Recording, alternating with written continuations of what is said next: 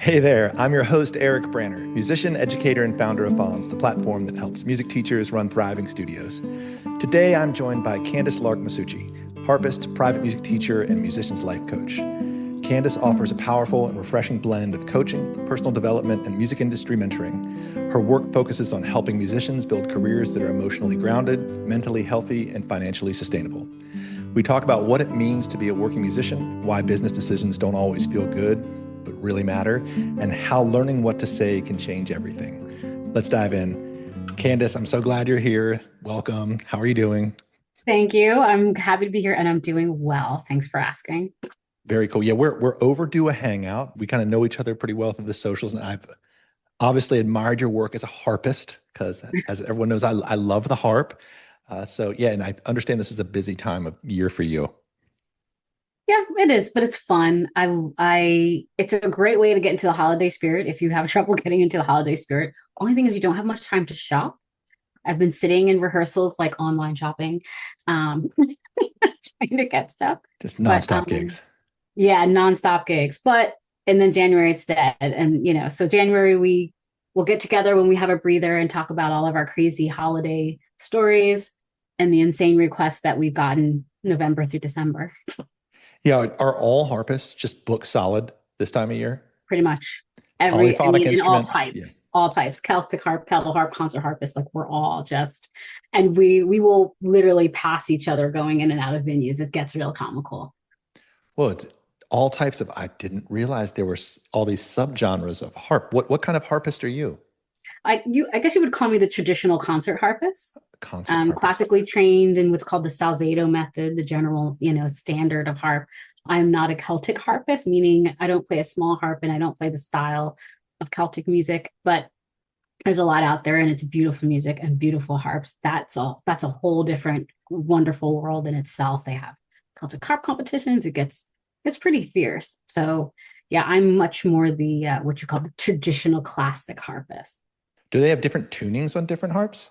Is that a Yes. thing? Okay, because in guitar, they're like you look at those different traditions, they're all these different tunings and stuff. So okay, same thing. Yeah.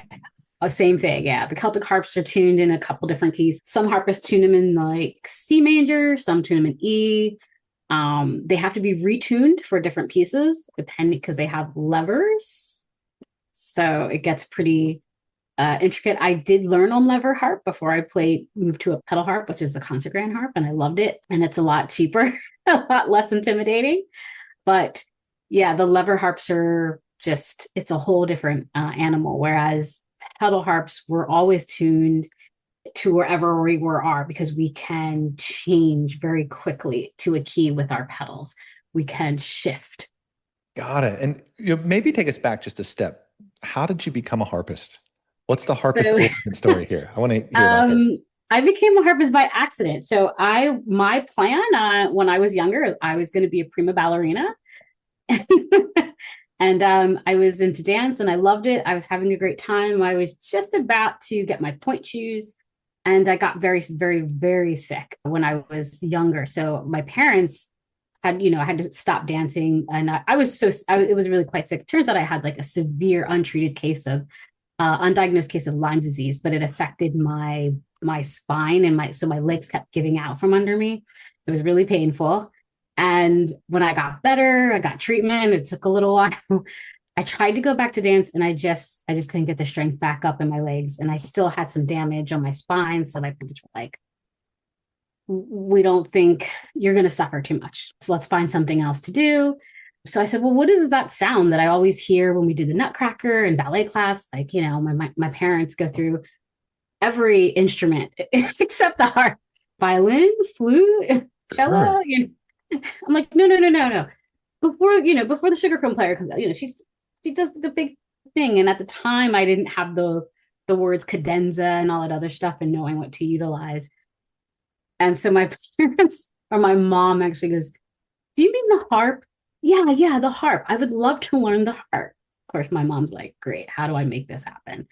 So I was taking piano lessons at a place called Summit Music School. It's a pretty prestigious music school in the area. Actually, I think they have 4 locations now here in Philadelphia area.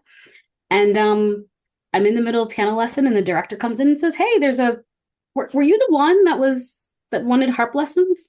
I was like, yeah, we have a harp teacher. She's coming in and she's starting. She's right upstairs above your head. She'll be here next week. So after my piano lesson, went over, signed me up for an intro lesson, and I really liked it. So I finished out my piano lessons a little bit. I'm like, okay, am I going to start harp? And my parents finally were like, okay, we figured out we can afford this. We'll make it work. So my 14th birthday present was harp lessons. So And this is I all went, before you're 14.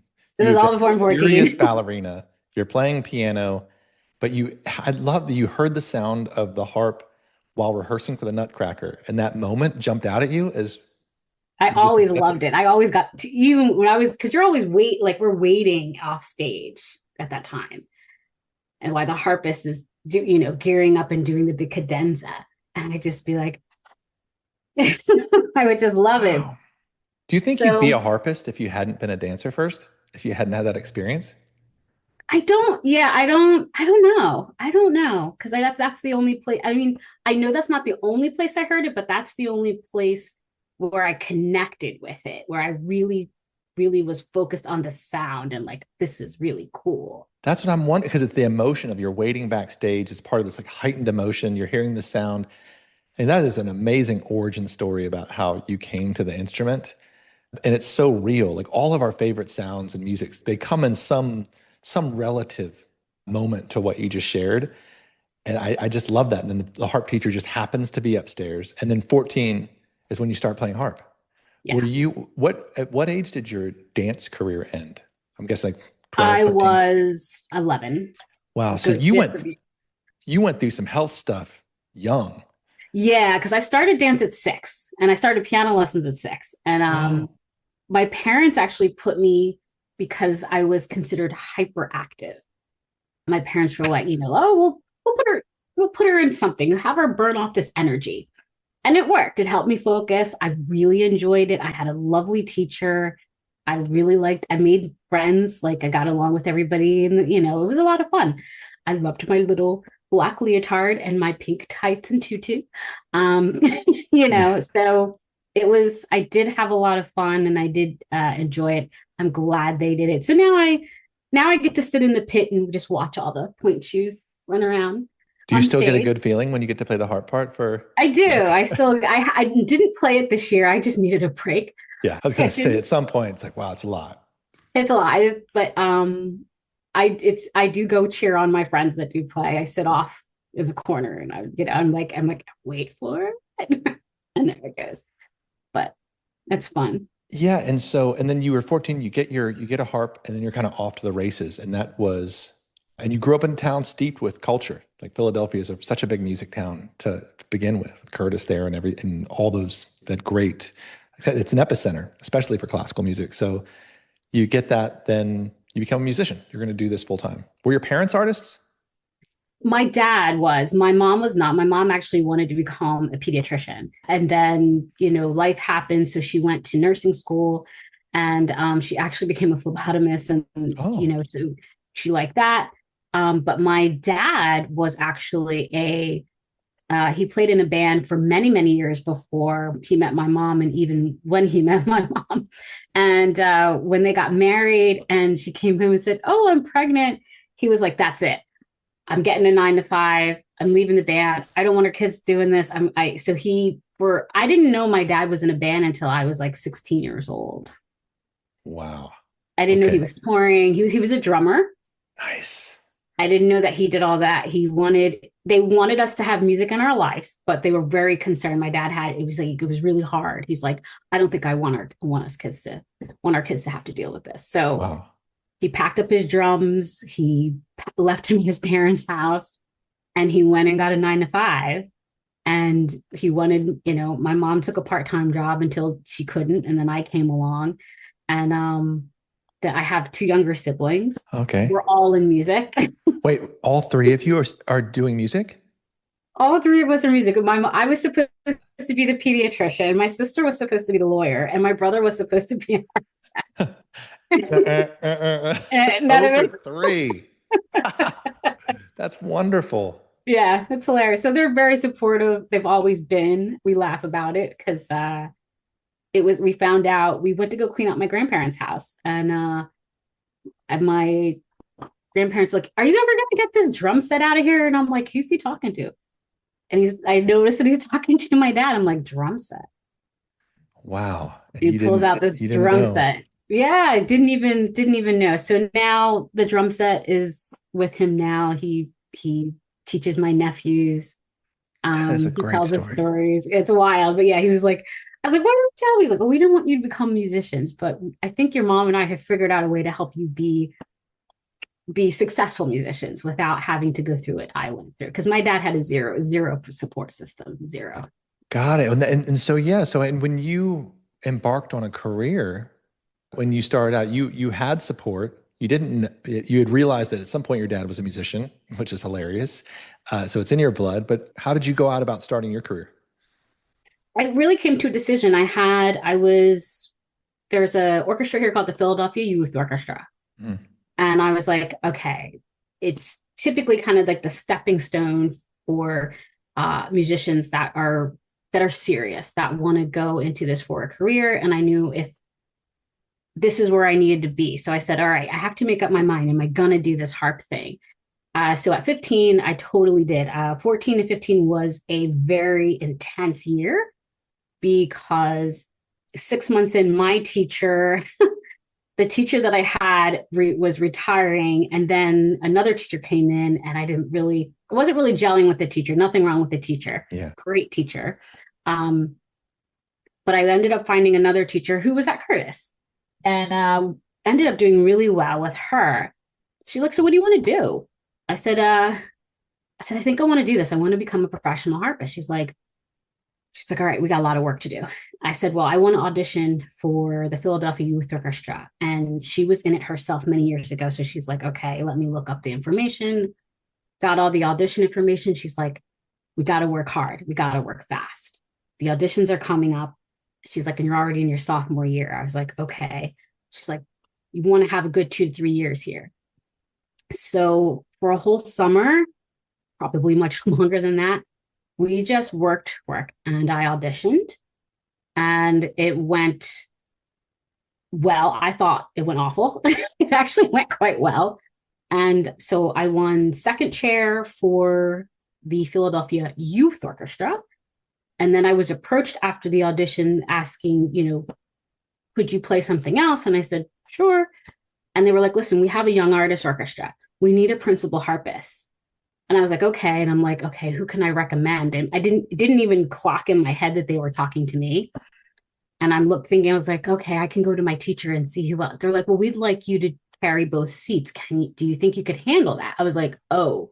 oh, So both orchestras. so Okay. both orchestras. It was wild. So that was my foray. So I did it for 3 years. I toured with them. It was exciting. It was crazy. I was under Maestro Primavera, he was called the musical dictator. He was intense, Uh-huh. very, very old school, but he put out superstars. The orchestra was, I would say 80% of the orchestra went on to the top colleges and music schools and conservatories in the world. So it was Wow. pretty cool. But I And you, made, once again, great friends. yeah, that was your community. That was your identity. Yeah. And interesting. And so you did that. So you basically, in a way, you kind of became pro when you were in high school. You took the Yeah. commitment, you knew you wanted to do it, and you went for it. Yeah. Because I wanted to go to the Philadelphia Orchestra and I knew that the That was your dream. Philadelphia, that was my dream. I was like, I'm going to be principal harpist of the Philadelphia Orchestra. That's my dream. And I knew that the Philadelphia Youth Orchestra, they paralleled Yeah. their season. So they would rent their music and then we would borrow their music. Right. They would play a concert, three concerts later, we would play their concert, the Wow. same program, the same music. It was pretty intense. So I was like, if I can do this, I know that I can audition for this orchestra in another 4 years. I can make it. And then I did that. It was fun. And then I got into the minor leagues of orchestra and had to start dealing with a lot of different things outside of a high school level orchestra. And I was like, oh my gosh, I don't want to do this anymore. There was a pivot point. where Yeah. you stopped loving it. You wanted to do something else. Yeah. And I Uh-huh. didn't really know what that was. I just knew that I was extremely unhappy. I was like, I wasn't connecting with the music. I wasn't connecting with my fellow musicians. And there there was a different level of there was a very different mindset that I didn't know about and I wasn't equipped to handle. And so I found out, orchestra is very political. It's extremely political, very intense. It's, and to me, it was sad because I was just so happy to be in the orchestra, to play the music. Like I was like, yeah, this is it. I'm so happy to be here. But there was all of this other stuff. And it just kept squashing that happiness. And I was like, I think I'm gonna have to make a decision here. Wow.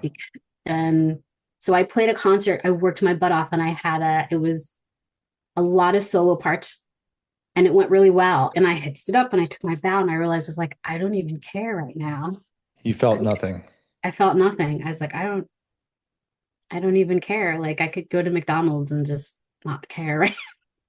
And I'm taking notes because all these questions are kind of in this story. I'm really trying to pick something up, and it was really interesting to hear because I want to talk about how you help other musicians. And a lot of people that listen to this show are people either in music school and they're getting ready to go out on their own. And the recurring theme is that it's always a very different story, right? I have no two stories have really been that similar. It's like there's like snowflakes, they're just so unique.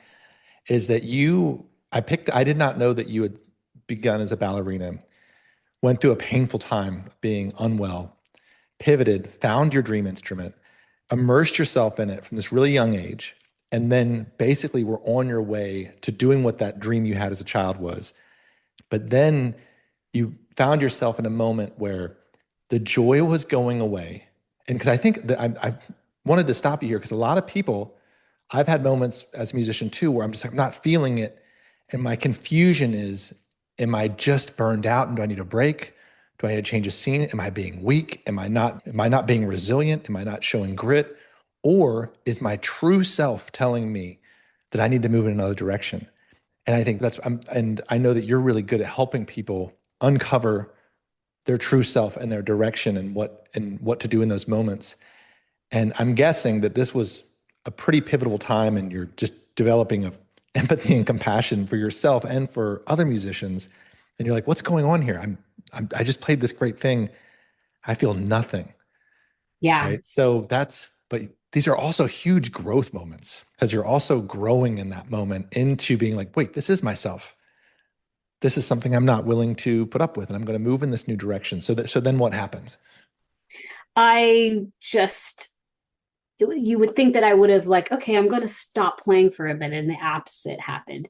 So I did cut back on taking orchestral gigs. I said I'm not going to audition, and but I had just like everybody else, I had bills I had to pay. I had this harp that I had because of the harp. I had a vehicle and I had car insurance and I had all these responsibilities. So by this time, I'm like 20 years old and done with touring and doing all this other stuff. And I just was like, okay, I'm just going to gig. I'm just going to gig. I'm going to take all the gigs until I figure this out, which was the complete wrong step to take. But I took all the gigs. I was running amok. And what I actually ended up doing was I had wrapped up my personal value into how full my calendar was. And if my calendar wasn't jam packed, I did not feel like an accomplished musician. So that ended up being my detriment. So I did burn out. I burned out really bad to the point where I was so sick that I had to be hospitalized, and I almost completely ruined any type of the beginning of a reputation that I had because I was playing. I was hired to play a Christmas concert, which was a really big concert in Philly, and I was playing with a chorus. Absolutely lovely people. The director, not so much. And I showed up at rehearsal, got through the music, and I was like, man, I'm really feeling too well. So I just kept pounding over the counter stuff. And we had a couple rehearsals before, and I think it was either the second or third. I think it was the third rehearsal. And I just, I packed up my harp, and I remember going upstairs. I was like, wait, I really do not feel so good. Down some cold medicine, ran downstairs, and that's all I remember. I never made it out the door. Never made it out. I woke up in the hospital and with severe strep throat and pneumonia. No. Yeah, I had both. I didn't even know you could get both. And I Yeah. had asthma, so that didn't help. And I could barely talk. I was so sick, and that was the first time I had ever like been scared. I was very scared because I was so sick that I was so weak. I really could barely talk, barely function. Lifting my hand was hard. So Huh. my body had just essentially just was like, you know what, we're done. And parents are looking at me, I wake up in the hospital and I was like freaking out. I didn't make it to rehearsal. You got to call the director and you got to find the harpist. And this is still early on in the holiday season. I had another like 13 or 14 performances and gigs that I had to Because your do. schedule was packed. My schedule was packed. And so my harp teacher helped my parents get coverage for the The gigs. I gigs. think my harp teacher actually ended up playing the gig for me. And I didn't have his contact information. Like I couldn't remember where it was. So my parents had to like wait for another rehearsal and like drive to where the rehearsal was. Oh my gosh. And they were like, that guy is not nice. I was like, I know. They're like, it's better that but so I put that pressure on them, but I was sick for quite a long time. It took me a long time to bounce back. So the it was awful, but it had to happen. Yeah. It had to happen because I had to stop and I had to think and I had to figure things out because I was just going like a runaway train. So I had to learn the hard way. And I tell my coaching clients and I tell them, the musicians is like, I learned the hard way, so you don't have to. So Yeah, when some people have a lot, and especially in classical music and dancers too, this intrinsic energy of just grinding and relentless pursuit of perfection and taking the gigs, and it's going to get you at some point, and it just does. You see it all the time, and it sounds like you came out in that moment. I know rediscovered the joy of music and of helping people on the journey. Was this the moment where you kind of settled into yourself? And because at any one of these stopping points, you could be like, this is a good spot to get off this train and do something else. Like, maybe I'll go be right, that anyone, right? pediatrician. These all make sense to go become a doctor, but you didn't. Right. It kind of did. It wasn't a quick switch. I went home. I mean, I was laid up, I think, for 3 months. And, I just I didn't even like play the harp. I just kind of stared at it. Mm. I sat down and I tried to play. I was still really weak. And I forgot there was something else that was wrong with me, but I forgot what it was. But it was taking a long time to get well. So there was lots of conversations with my parents because I was home with them, which was needed. Lots of I'm very blessed to have parents that we're going to talk and we're going to talk about all the uncomfortable things and we're going to tell you what we see. But my parents are very good at the conversating. Let's really dig in. And it does get a little emotional. My mom said, she's like, I'm going to yell at you. I'm going to be mad at you, but I love you and I'll let you state your case, but you're just going to have to deal with me for a minute here. And I'm like, okay. Fair enough. So lots of conversations happened. And one of the things that was said that will always stick with me is, what are you going to do so you don't end up back here again?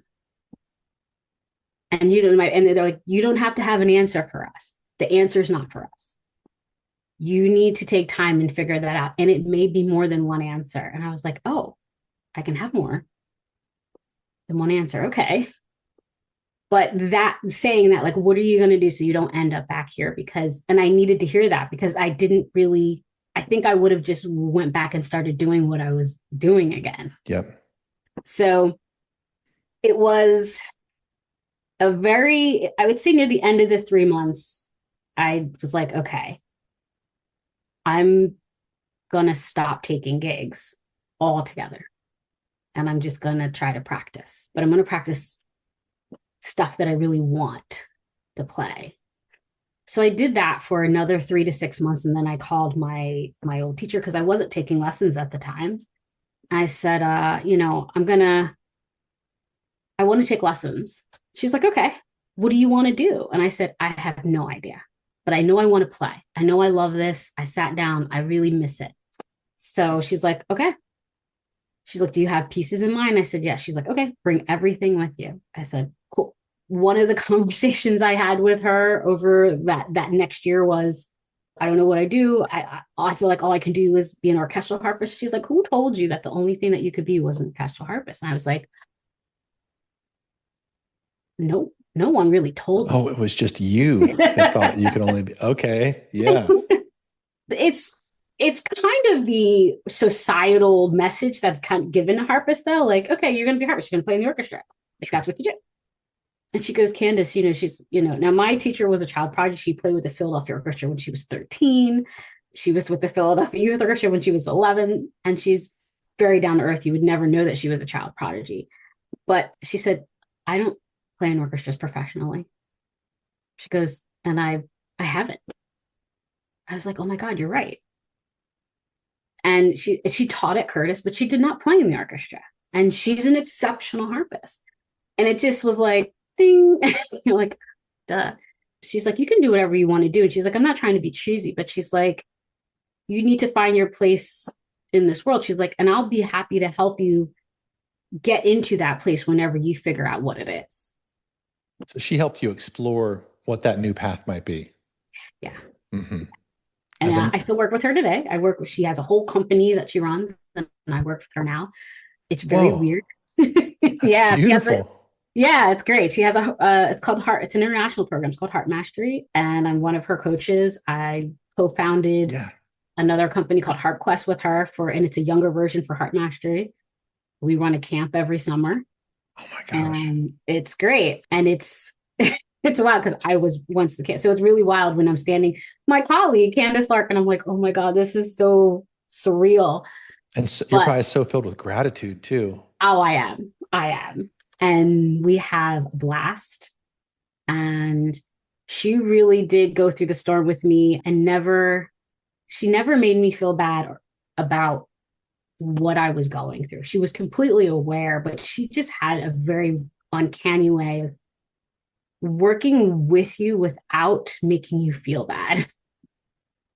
And she's really good at that. You're so perfectly sharing the hero's journey, feeling called to this adventure and going out just full of gusto and going after it, then running into some like multiple really difficult challenges and having your will tested, but then meeting the right person, who is your sage, your guide, your person to help bring you home. And then you're returning home to the music and the career that you were meant to have.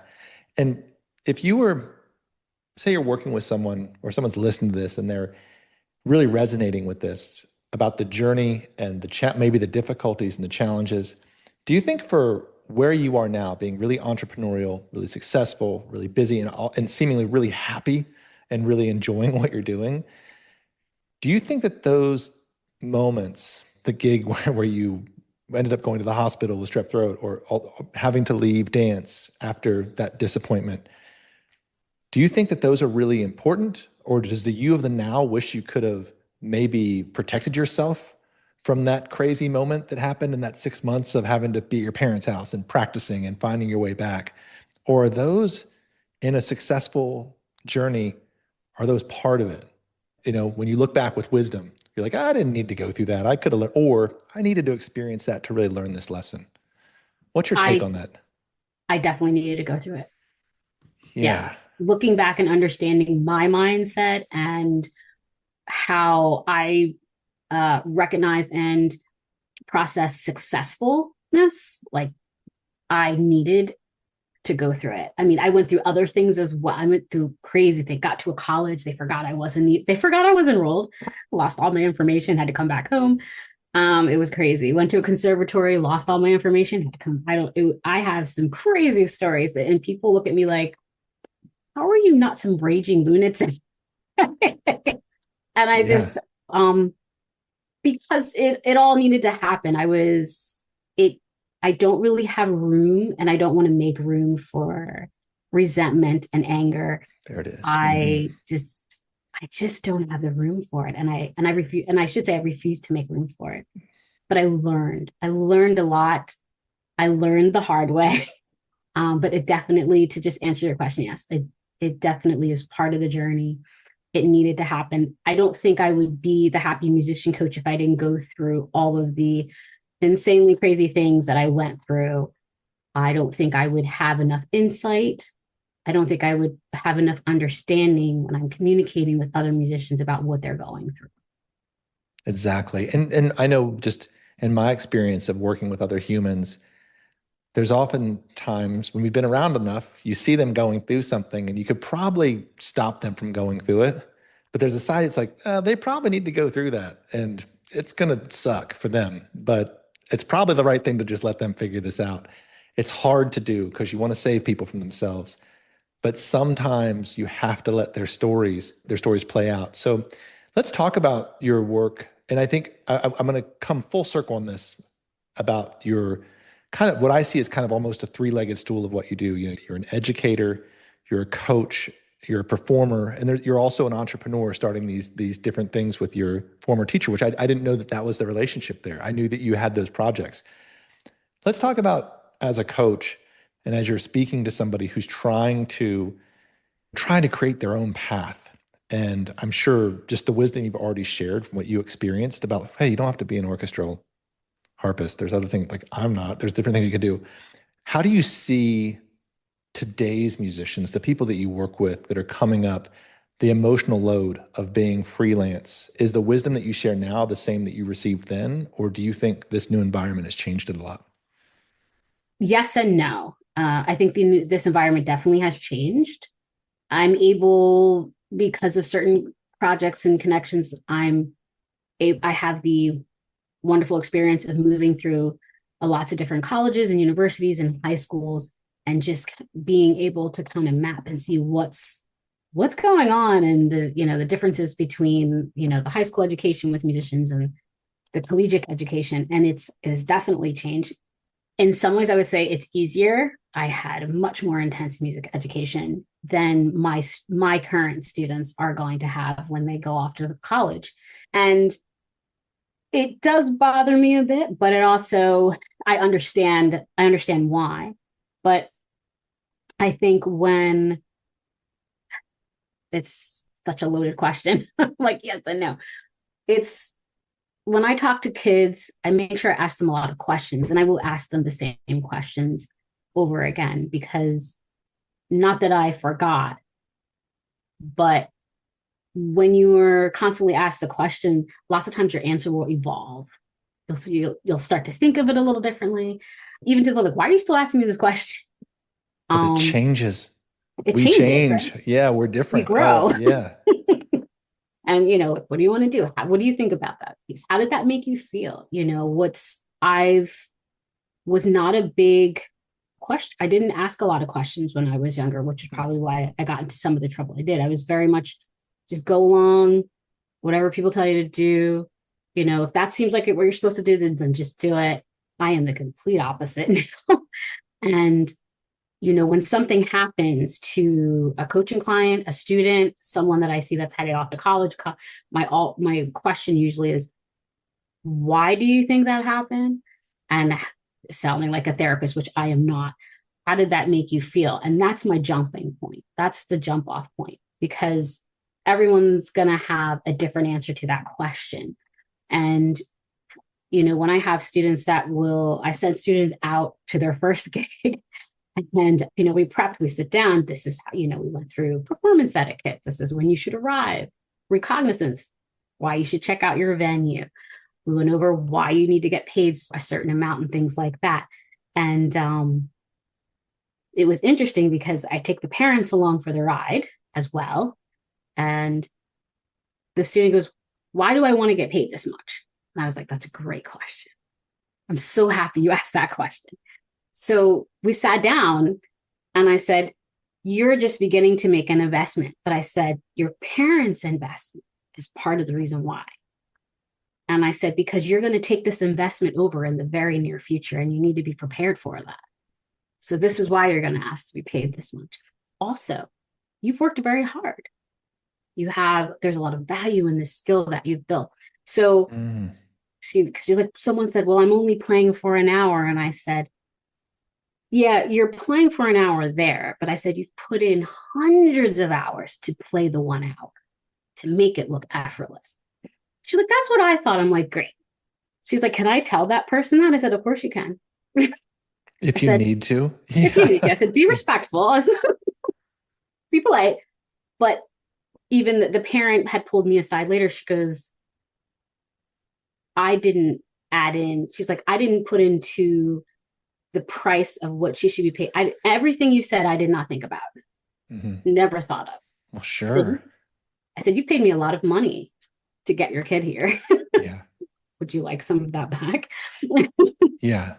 You know, I said, she wants a harp. We've looked up those prices. She's like, yeah. I said, she wants to go to school. And I said, you have to, I said, she's going to retire one day. One of the things my parents made me do when I said I wanted to be a musician and I was 18 and it was the summer before I left for school. And I was so upset with my parents because I wanted to go to the mall and hang out with my friends. Yeah, you did. And they were like, yeah, we need to have a talk, sit down. And I'm like, what? I'm going to the mall. They're like, I think you need to cancel. And that was you need an IRA and you have to pay taxes. I was like, an IRA what?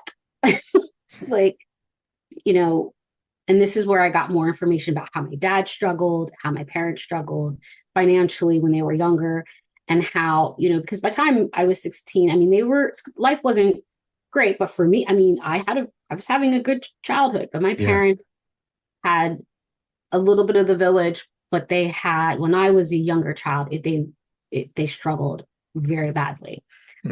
Are we going to be able to pay the bills? Are we going to be able to keep the water and the electric on this month? Like, I don't think my parents owned a car until I was 8 or 9. They just couldn't afford it.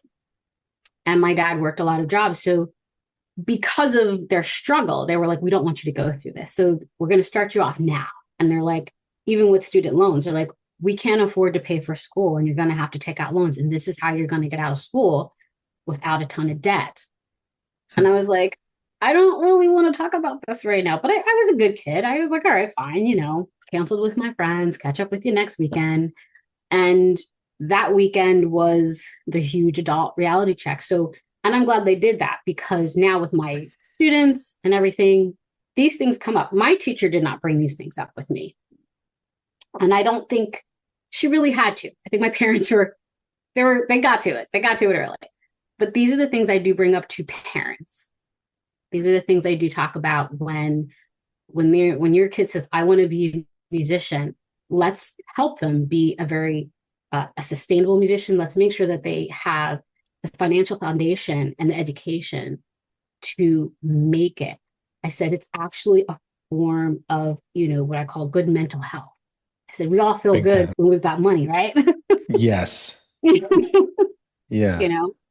I said, it's really a form of self-care. Yeah. It's a form of self-care. I said, you can set them up now.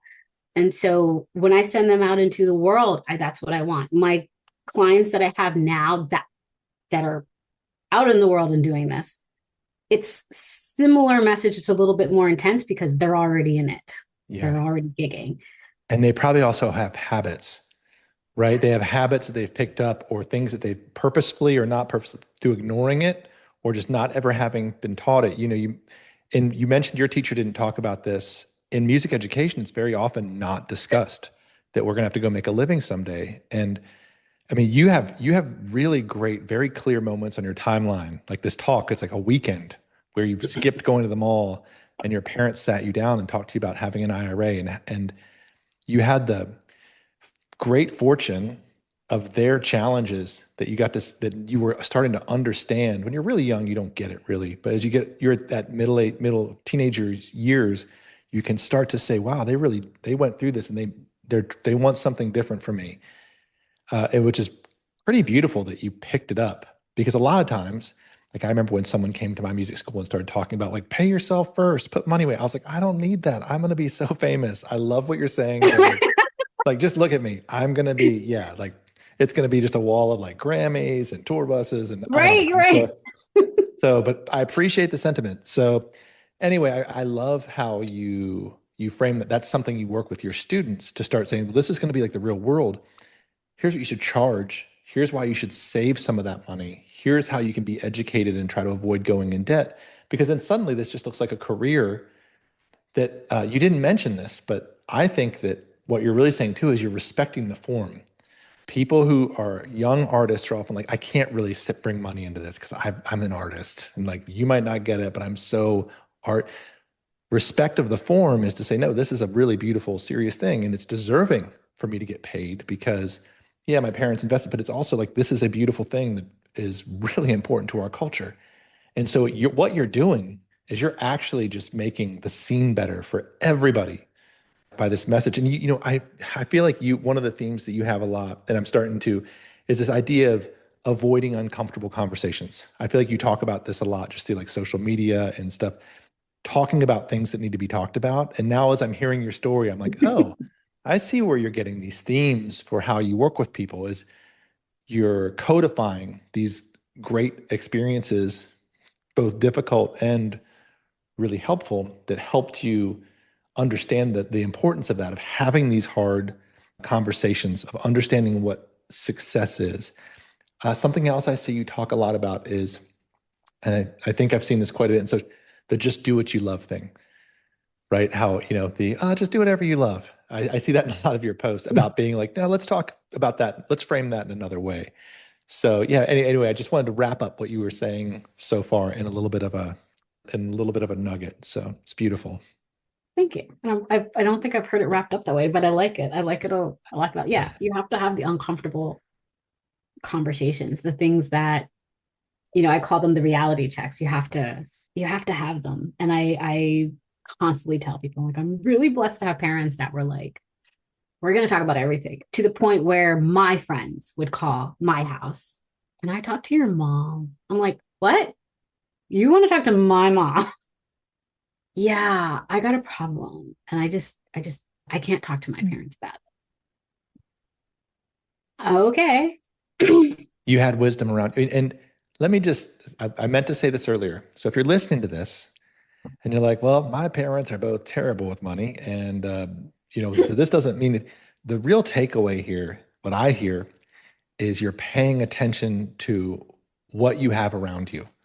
And if you notice something you don't have, you kind of go find it. You find that teacher that can be your mentor. You find that coach that can help you get on this path because it is hard, it is difficult. And being able to find those trusted sources of wisdom, this is just something on your path that you had that was a great gift. Like your It was a mom, great. yeah, And your I mom was wise, and your dad was wise, and they shared this with you in a loving way. And now you're able to share that with other people. So I just wanted to point that out. Pay attention to the universe around you, and if you don't have what you need, you go seek it. It's really cool.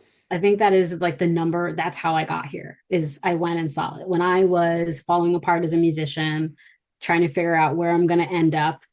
I sought out other musicians, and this was before email. I wrote letters. I asked people, could I buy them a cup of coffee and meet up? And went to a couple coffee because like, oh, these people are never going to show up. But I said, I sent you this letter and I wanted to communicate because you're doing something that you're a musician. You seem very happy what you're doing. You seem quite successful. How did you get here? How did you do it? What are you doing now to maintain this? I want to know.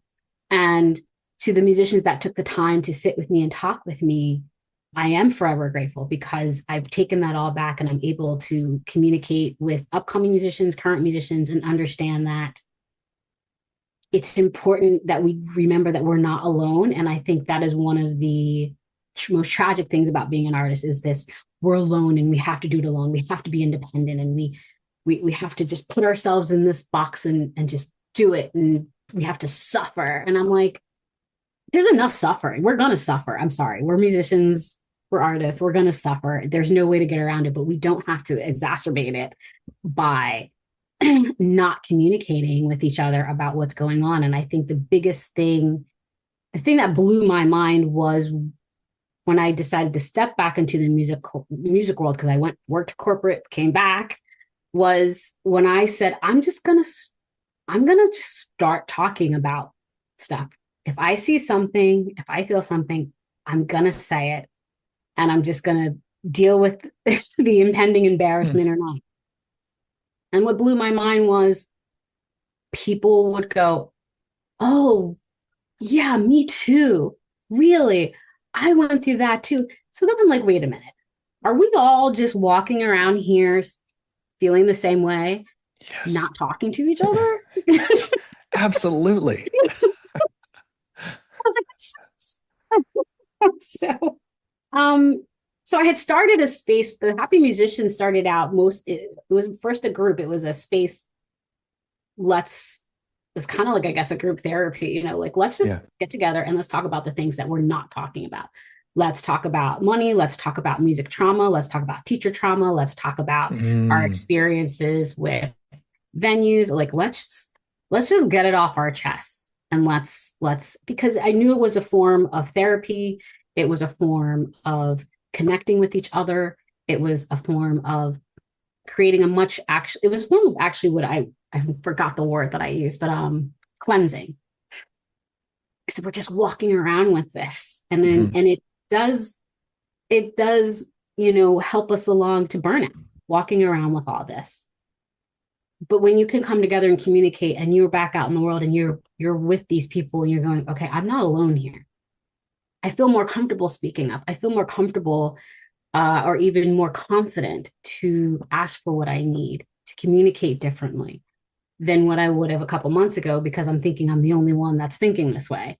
So it's that's how it started. Is like, we got to talk about this. And then after we would get together, then I would talk to people one on one, and then friends were like, "You should really coach. You should really start. You should do like one on one." I was like, "No." I said, "I just want us to be a community, and I want us to connect." And then it just kept happening. And Mhm. I said, "I really like helping people. I really," I said, "I feel fulfilled. I really like playing my harp, but I also like talking to musicians who are trying to make it, and then coming back saying, 'Oh my gosh, this is great. This worked. Thank you so much. I think I can actually make it through this.'" So I was like, "All right, this is how it should be, right? Like this is what we should do." So I took a leap. I was scared half to death. I was like, "Who's going to listen to me? Who's going to talk to me?" And my teacher, who has this company, I told her, I said, "This is what I want to do." And I said, "I think I'm going to have to step back a little bit from, working for the company a bit, because, it's going to take some time to build this up." And she's like, "All right, that's fine." She's like, "I totally support you." She goes, "You're always going to have a space here." She's like, "That's fine." Okay. I was like, okay. It's And amazing. I did a thing. And then I started doing I got on a little bit of a speaking circuit and started going to a couple of the local universities, music schools, colleges, and conservatories.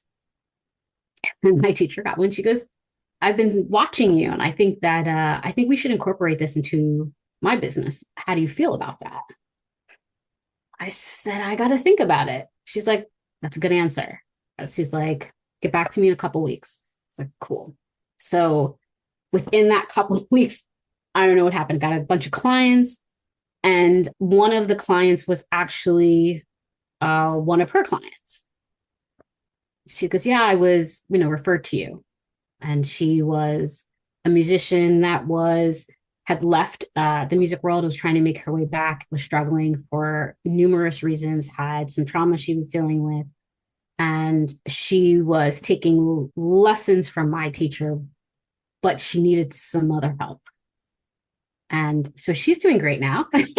I worked with her for about a year and a half, Hmm. and she's doing wonderfully. I actually will see her in Florida at one of the we have a retreats that like I coach at for a couple weeks in Kissimmee, so Oh, she'll be there.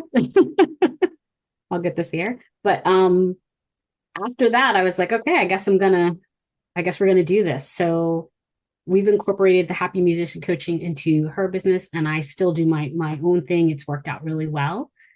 But I've learned through this that as much as we put ourselves out there as artists, the amount of the level of fear is still incredibly intense, and it still cripples us in many ways. Yeah, and it can take the joy out of it. Sometimes I'll be out here practicing and I'll be really excited to practice and I'll hear myself play and I'll be so disgusted with what it sounds like for whatever reason. And I'll be like, I'm miserable. I'm going inside. Like I'm so mad at myself right now. Like, and it's like, dude, that was just a practice session. What is wrong with you? But it's Right. like there's so much going on in there. It's such a journey and it's so ever changing. And you had mentioned that you're working with this. You've connected the happy musician. Are these all harpists that you work with for the most part now? Is that kind of within this realm Through or? harp mastery, yes, they're all harpists. But no, I have all the happy musician works with all musicians, the saxophone players, violinists, vocalists, Mhm. um, rock artists. I just have a client who just actually, I don't know why, but I worked with her for a while. She's having her debut here in Philadelphia, I think next week. And she just, we got her all set up and moved all the way from Mexico. Whoa, Yeah, cool. that was quite the adventure. And she's doing she's doing well, but we still talk about, that imposter syndrome, the fears, the part of the business that, Mm. when you go to bed at night, that makes your eyes pop open and you're like, crap, is this going to work? Yeah, and I feel like every artist, it'd be so great to have someone like that to just be there to like whether you're sharing in a group or you just have somebody to get direct feedback from. It's so helpful because it's really hard to go through those emotions like every day. The amount of emotions that especially a classical musician, can experience in that environment. When is there a theme when people come to see you, professional musicians or people that aspire to be professional musicians? Is there two questions? One is, do you have a similar question for them, that you had for your students, which was kind of like, well, what happened and what do you think caused it, or how did that make you feel? Do you have a similar way and a certain theme that you experience what you see? Like, what's the biggest challenge that you help artists overcome when they first come to you? Like, what's that first thing you try to get? Is it the trauma from their education? Is it just having the mindset that they need to run a business and take care of themselves? What's the first place that you start? The first place I start with usually is, yes, it's the question of, what do you want to do? Yeah. And then that question has a lot of answers, and sometimes it only has one. But the thing that I really work towards, whether they're dealing with trauma, whether they're dealing with just coming back, or they're already in the mix, is to giving themselves permission to be in control, and to, when we have a very weird profession where we go out into the world and the world goes, this is how you're going to be treated, and this is how you're going to be paid, and this is how we're going to get you there. They tell you how your job's going Set to up in be. that corner. Yeah. Don't be looking down up on the balcony. Getting that. Right. This Yes. is what Yeah. you're going to wear. This is, so it it creates this inner conflict that we don't even know we have. And it spills over. So when it's time for us to say, okay, I am actually the boss here. I actually do know what I need. I actually know what to say, and I actually know what to ask for, but I'm just not used to doing that. So we will literally practice doing that. We will literally, especially when you're coming out of trauma, because usually trauma will just shut your confidence down, and you'll just go along because you don't want to rock the boat and you don't want to deal with the potential trauma again. So that is definitely where I try to go first, is saying, you don't need my permission. You need to give yourself permission to thrive, to be in control, to ask for what you need, and to say no. And remember, no is a complete sentence. Mhm. And it's really hard for musicians to So do hard. that, but it's a practice, and we will literally practice that, because it does attribute to burnout. And once it feeds that fear. Well, see, Yeah. yeah, and also forgiveness and making sure, dealing with rejection, because we're all going to deal with it. Yeah. um, I have a client who, I told this particular client that I couldn't do this without these things. And pardon me, glad I cut my water there. And they were like, well, fine, we're not going to hire you. And I said, well, that's okay. She was like, it is? Like, that's not okay. Like, I really needed that gig. I really needed that money. And what if they give me a bad review or whatever? I said, well, they didn't hire you, so they can't really. I said, but you've been doing this a long time. I'm like, Mhm. first of all, you're really good. I said, you communicated well. You did. I said, you did all the right things. I said, it doesn't mean that nothing wrong is ever going to happen. I It's gonna said, happen. it's going Yeah. to happen. Hmm. And I said, we have to make the decision to be okay with it, process it, and move on. And so she's like, calls me back. I'm so happy that I said what I said because someone else took it and they suffered. They were treated horribly. They didn't get paid. This person was very rude. There were other things that happened that put them in very serious negative positions. Their instrument was damaged. It was just a hot mess. Yes. And I said, Yes. So you're basically practicing almost a script, right? That these people are, you're teaching them when to apply this thing that could be difficult. You're like, oh, the script here is no, or the script here is no, I actually still need, that's fine if you don't want to hire me. You're practicing what to do in these difficult situations that help you avoid, because so many of us are like, oh, I wish someone would have told me not to take that gig because I right, knew I this, shouldn't and have, yeah, but and I this said person wants to yes. quit music. They're Yeah. traumatized by Yeah. this situation. But I call it, setting your personal standards. I said, you have to set the, I said, you are a business, whether you want to be or not. Mhm. You have to set your own standards, and it is totally okay and actually necessary for you to stand by them. Yeah. And it can take years to just develop that and to Oh, it figure took me out. years. Yeah. Yeah, and it does. And I had a great friend who was a parent of a student that I used to teach, and he was a great musician too. And he piped in one day about, he's just a great teacher, will just help. Eventually, Brian could get to this level of playing by himself. You're just helping bring that down that time. And I love that wisdom. It's like getting the experience of an encouragement from someone who's been through it. You still have challenges, still have the pain, but it just brings that period of Diminishes it time. a bit. Yeah. It really does. So tell me about, because we're almost out of time, but I had a couple other questions I wanted to ask you, but I wanted to first off hear about what you're excited about in 2026. You have these workshops coming up, and what's the Black Harpist Summit? Tell us about that, because that sounds Yes. really cool. So the Black Carpet Summit is something that, once again, I think happened by accident. No, I made a decision, but it kept falling in my lap.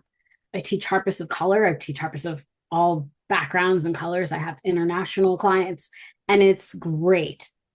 One of the questions that kept coming up about what for the past 10 or 12 years was, is there a place for harpists of color to get together? Is there a place? And I'm like, I don't know. I teach at a camp. There's maybe 1 or 2%, 1%, Wow. including myself, Okay. of the harpists that are African American. Yeah. Lovely people. We have a great time. But I'm like, yeah, they're looking, and I realized too, when I was growing up, I didn't see anybody that looked like me.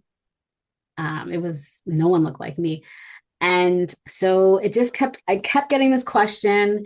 I was attending conferences, and all of the harpists at the same time were like, yeah, this is great. We love it. But it's not many people here that look like us and understand the different issues that we have to face, in this profession. And we're not quite sure if we can even communicate about that. And I was like, wow. Okay. So I went back, and so I just had a bunch of college students, a number of girls that graduated from Philadelphia. They're all African American, phenomenal harpists. And they all reached out to me, and they were like, someone said that you were working on a place for us. And I was like, pardon me? What? You might not know this, but I I heard. was like, wait, who said that? Because I need to tell them to stop. But they're like, yeah, we're off here in college, and there's no really, we're the only ones that look like us and know us. And I said, okay, before I go try to squash this. Let me just marinate on this for a while. So I talked it over with my husband. My sister is a professor of music at multiple colleges, and talked to her. And I said, talked to a couple other harpists. I said, okay, I'm gonna try to do this. We're gonna do it. I did launch it, so I would call it a soft launch last summer, and then life happened. So I had to postpone things. But essentially, what this is a place for harpists, Black harpists, to come together and communicate, share, educate, and network about, with the understanding of everything that we have to go through. Being harpist of color, there is a lot of Black harpist composers that are not getting noticed. I Really? want them to get noticed. Yeah, they're writing jazz, and they're writing classical music. There's Caribbean, Mexican. I mean, they're out there, and I've had a chance to meet them at these conferences, and come across them going, I should know so much more about you. We should be playing your pieces. So when we get together, we play these pieces, it's going to be their pieces. So this is something that I am spearheading. I am currently in the process of selecting people to be on a board. I cannot do this alone. I have too many other things on my plate, and I need this to survive way past me and keep growing past anything that I probably could even imagine. So with that, I need other people. Right. So that part is actually probably the hardest part, is selecting the people. But I'm learning a lot. I'm still terrified, but I'm going to do it. And because people are still asking, people are excited. I feel like I have the support. Yeah. But it's needed. It's necessary. Yeah. And I think I'm excited to see what it's going to look like 10 years from now. And when I step away and I'm like, this is great. Here we go. I'm not doing this for me. I'm doing this for everybody else. So. And, there's in our chat today, there's these great themes that just keep coming up, which is, the reality of experience and learning from it, but always, being curious and asking questions. And I really love the idea of understanding the answers to questions, especially when you ask them to yourself. They will change over time, and they're kind of supposed to. That's part of it's okay to not, well, this is what I said before, but to say, no, this changes because this is how I'm feeling now. And finding the people that can help you choose your path and improve your path and help you learn these skills to be able to jump into the stream of living in a cultured society and being a professional musician or whatever it is. But this applies to anything that we could be talking about basketball right now, and it'd be absolutely it all still fits. Applies. It just really applies. You find your people, you ask your questions, and then you fill in those gaps where you're needed and where your skills are needed. And then you run into the situation where you're so busy that then it's a skill of like learning how to edit and to delegate, because there's all these things you want to do. So I want to, first off, thank you. This has been so much fun. I feel like we could just chat all day. I know you made it too easy and too comfortable. You're too good. You're much better at this than you realize. I love chatting. It's so much fun. So I want to leave with a question, but first off, how would people explore getting to know you or to working with you? What's the best way? Let's say you're listening to this and you're feeling like, wow, I'd really love to maybe just bend Candace's ear a little bit, or maybe be part of her group. Or is the Happy Musician the best way to kind of reach out to you, or is it to hit you up at the Happy Musician on Instagram or Facebook? Or you can hit me up on any of the 3 threads, Facebook, Instagram. I will respond. If you need something more direct and immediate, definitely head over to thehappymusician.com. That takes priority. Drop me an email from there, and I will do my best to help you out. Yeah, come on over to Threads, where Candace and I basically just reply to each other's threads. We're like, well, there's one person saw my thread. There's Candace. Thank you. Appreciate you. We're still figuring that thing out over there. Gotta support. You gotta support. If you were going to give one piece of parting advice to a musician today who, I loved where you were, you're feeling stuck and you're feeling exhausted, because I have a feeling a lot of people this time of year may be feeling that, and you want to just keep loving this music, what is the one small step that you could take today to take better care of yourself, or to maybe survive, or to help move through this period of challenge, what one step could we take today that we could just jump off here and we could do? I'll leave you with a tough one. Step. So that is so tough. The one small step I would say, take a pause for the cause and reconnect with your why. Just reconnect with your why. That's the one small thing I would say. Reconnect with why did you want to become a musician? Why do you love music? Why are you here? Just reconnect with that and think really far back. And it's not fast, and it shouldn't be, but that would be the one small thing. Reconnect, take a moment and reconnect with your why. Take a pause for the cause. I like that. I've never heard that one before, but I dig that. I'm going to borrow that. And reconnecting with why you did it. Yeah, that's super helpful. I love that. Candace, thank you so much. This has been amazing. I can't wait to chat again, and hope we can have you come back on. And I will be listing all your links to all of your socials and to your website. But thank you so much for this time today. This has been amazing. Thank you so much for having me. This was just absolutely lovely. It's a pleasure chatting with you. And I really hope that your listeners bring more listeners. This is great. This is so helpful. We need this. Let's do it again. Hey, appreciate you. Have a good one. Bye.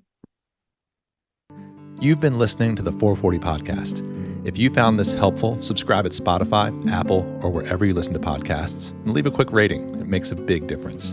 To learn more about how to run your teaching studio with less stress and more joy, visit fonz.com. I'm Eric Branner. Thanks for being here.